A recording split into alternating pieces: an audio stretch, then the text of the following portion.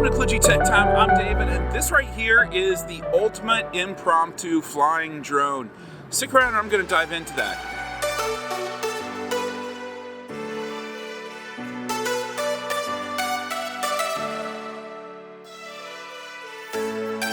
They all auto-discharge. This is the one battery that I don't have to plan to go fly. Well, thanks for sticking around, guys. This right here is the DJI Mavic Mini, and this is what I would call the ultimate impromptu flyer. So all of you guys know that this is the lightest drone out there that is a GPS camera enabled that has a lot of features to it. Now, this is under 250 grams. A lot of places that makes it so that you have less legal obligations for being able to fly that. Depends on where you are. There are a lot better drones that are on the market, but they also come with a price that match that, right? I have the Mavic 2 Pro, which I think is currently the best drone on the market in kind of the prosumer category. And it is a great drone. I love flying it. It's my favorite drone, to be honest with you, that I have. And it creates some great images and great videos. However, I find myself flying this just as much and sometimes even more than I fly my Mavic 2 Pro. Now, there is a common refrain talking about cameras. When people ask, what's the best camera? Well, a lot of people are going to give you the answer of the camera that you have with you, right? And for most of us, this is the most common camera that we use.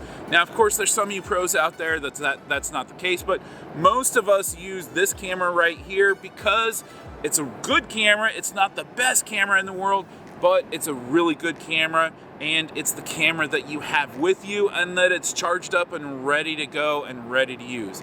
Now, that is the key to this right here. Now, it is small, so that is one of the reasons why you're going to have it with you very likely. It doesn't take up a lot of room. If you're going for a hike, you can put it in your backpack.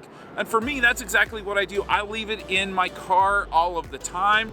It rarely ever goes in the house except when I'm going to take it in to charge the batteries. But quite honestly, most of the time I just leave it in my car to charge the batteries because it just uses USB to charge it.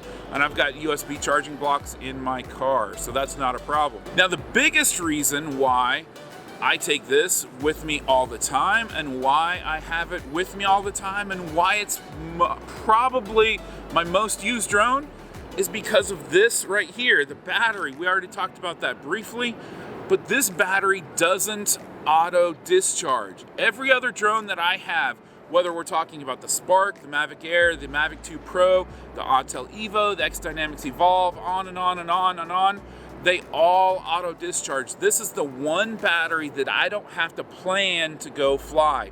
I can leave this 2 weeks, I can come back, stick it in my drone, turn it on, and I'm ready to go fly. That makes this the ultimate impromptu drone flyer, to be able to catch whatever you want, when you want it, without having to plan. So because of its size, you're going to have it with you, and because of the battery, you're going to have a charged battery ready to fly, so you can go capture that scene when you're ready to go capture it. Now, I made another video previously. You can check that out somewhere up here or down below, where I talked about the charging solution, the fact that this is charged via USB. There is the 3 battery charging hub that has a USB port on it as well to be able to charge it. So that makes it so that I can just charge it in my car. I can charge it from a portable USB battery bank. I can charge it pretty much wherever I am. I can charge it on the go easily. I don't have to buy any specialized equipment to be able to charge it like I do with the Mavic 2 Pro or pretty much any other drones. Some exclusions apply, right? Little asterisks. But most of the drones, they require special charging equipment. This one does not, right? USB charges it up, you're ready to roll. So that is actually the number one, the ultimate biggest reason why I fly this, probably as much as I fly any of my other drones, including my Mavic 2 Pro. But I don't fly it all the time, and I fly it less than I would like to fly it. I've had a lot of opportunities where I came across a beautiful scene like this where I wanted to fly it, but I couldn't fly it because the wind was too strong. And that's the biggest downside to the Mavic Mini, is that yes, it is the ultimate impromptu flyer for the reasons that I said, but the one big drawback is that because it's so tiny, it doesn't have mass to be able to resist those wind gusts. It has small propellers, it has small motors. It just doesn't have the power and the strength and the mass to be able to muscle through those strong winds. So you need to be super careful about flying this when you choose to fly it. when to choose it to put it up in the wind. I made a recent video about the return to home feature of the Mavic Mini. There's some nuances. It's a great feature, but there's some nuances in it that you should learn about, and some tricks to help you with the wind if you catch yourself up in the wind, a little bit too powerful of a wind, and you need to get it back home safely. There's a few tricks in that, so check that one out. If you're not already subscribed to this channel, hit that subscribe button. If you found this video useful, hit that like button as well, and leave me comments down below. What do you guys want to see? What do you want to know about with the Mavic Mini? And I hope to bring that to you sometime soon. Hope you guys have a great day. Hope you found this useful, and don't forget to get out and go fly it. Check those affiliate links down below if you're interested in picking out this or anything else. Hit those affiliate links down below.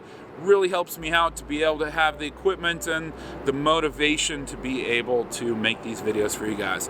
Hope you have a great one, and we'll see you on another one soon. Ciao.